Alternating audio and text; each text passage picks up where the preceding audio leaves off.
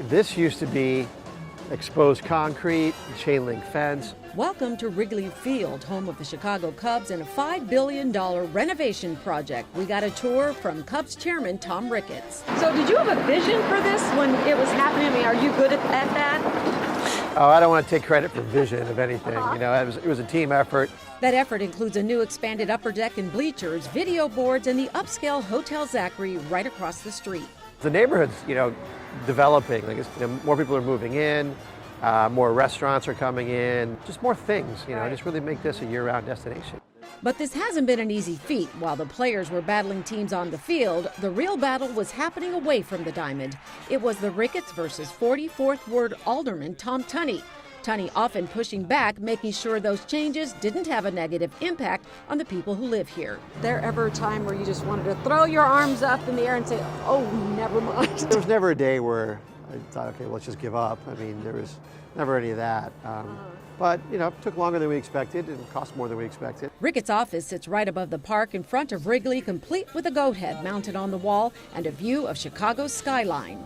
That's the ball that Chris Bryant threw to Anthony Rizzo at the end of Game 7. We sat down to talk at the Hotel Zachary lobby, a place he frequents for lunch. Every day, people would walk up and say, please win before I die. And I'm like, all right, I'm working on it. Ricketts fell in love with the Cubs while attending the University of Chicago. He also found another love in the bleachers, his wife, Cecilia. All my siblings were there along with a few other friends. My wife was there with all of her college friends. And it just kind of happened. It's been 10 years now since the Ricketts bought the Cubs, and besides the feud with Tunney, politics keeps rearing its ugly head. Tom Ricketts had to apologize for racist emails by family patriarch Joe Ricketts that were recently leaked, and then that announcement that the Cubs are partnering with Sinclair Broadcast Group to launch its new marquee sports cable network. Sinclair is often criticized for its highly conservative slant. Do you ever worry about politics, merging into baseball? Do you worry that affects the fans at all?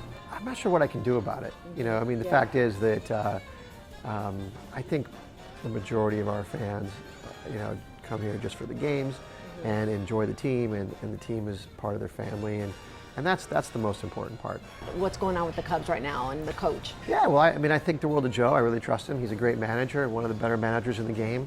What happens with his future is really between him and Theo, to be honest. And I just, look forward to him, getting us back to the playoffs this year. What would you say your proudest moment is? Well, it's a pretty easy question to answer. A day doesn't go by where I don't think about the World Series games from 2016. And you just think about how many people waited for that moment, and all these people giving all this love to this one team for all those years and never being paid back. I think that will forever define at least the baseball side of the Ricketts ownership. Sylvia Perez, Fox 32 News.